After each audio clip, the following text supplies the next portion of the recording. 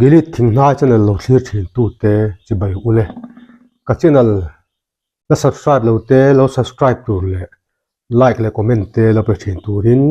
ka ngen cheu a khai ka ta tang kai ve a kan zuna tang hianin nanna kan nei kan rin hlel emo kan taksa hrisel na kan taksa din mun te poi hriat thei ve a chung te chu an soi ila zi kan thoin kan zung thin tlang puya theng ka chu kan zung treu theya theng khat chu a tlem te hing zit kan zung thin bokanga hemi kan zun rong le zun tamzat bu thu san a om chuang lova hemi kan hrisel na le kan nun phunga zirin kan zun om dan ta po en ang lo thei ve thawa ke mani ta na nge zun pa nga ero kan thiat ve apoi mo a hemi nge kan zun rong om dan pa ngai ni mai chu a kan hrisel la din mun engemaw chen hi a kan zun atang hianin a hriat theia atang kai ve thei ani kan zun rong tak dan te kan zun rim le kan zun jin dan atang ten kan hrisel la din mun engemaw chen ka thre ve theia chu chu tin le kan hriat theiang ama sabera chuan kan zun na film lu tuk thei zun film chu tha kan tia ma sela film lu tuk kha om thei ni zun film lu tuk rong po nei lo tiang da kan zung teu te ni chuanin tuiri lam kan in tam lu tuk ani thei ani tuin tam tha kan ti a adik renga ni ma sela hemi in tam lu tuk kha om le theia chu in voi le khatta tuin teu te po hi thalova kan tak sain atuar le dei thei ani hemi na min je te chu thil eng po hi atok te hi a om ve a thil thalu tuk po ti tam lu tuk kha apoi thei ani kan zun rong atak emo a sen rem ru emo ani chuan hemi tuiril kan tla cham kan dehydrate ani theia hemi tuiril tlak cham na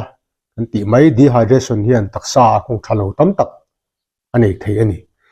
damdoi then khat hemi ek nem na te cancer damdoi kemet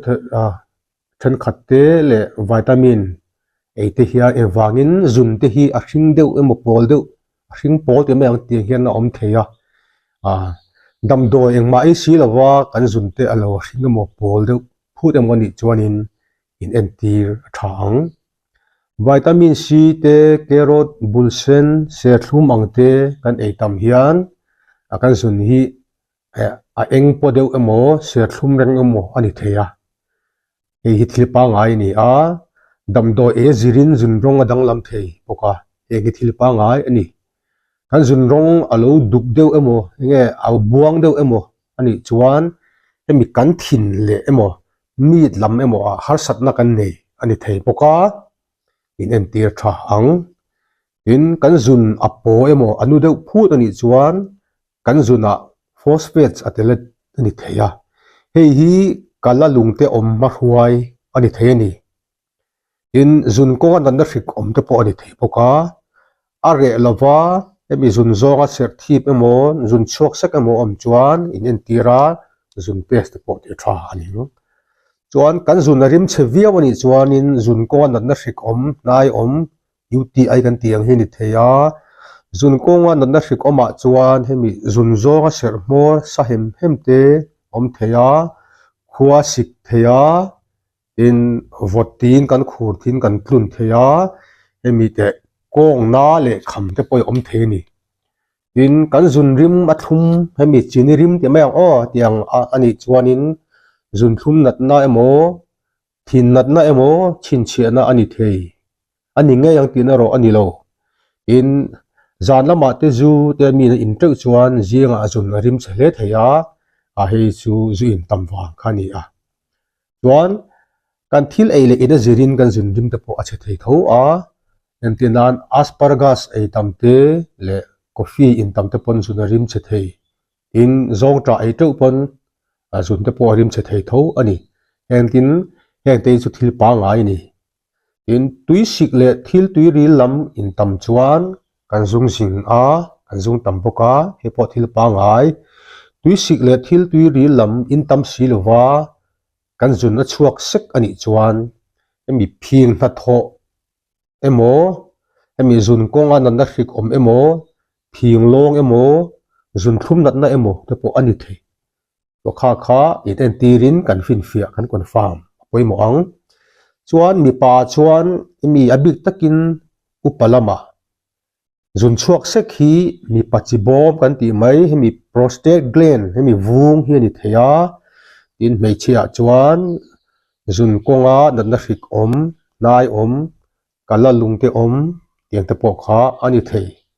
a chuwa kan ta na tang te khian kan zuna tangin kan hri sela chungchang din emo din hmun emo engemaw chen chu kan hre ve theya a fin fia tak ero chu doctor thian ai en tira zun te pawh test a tiang te kha poimo ani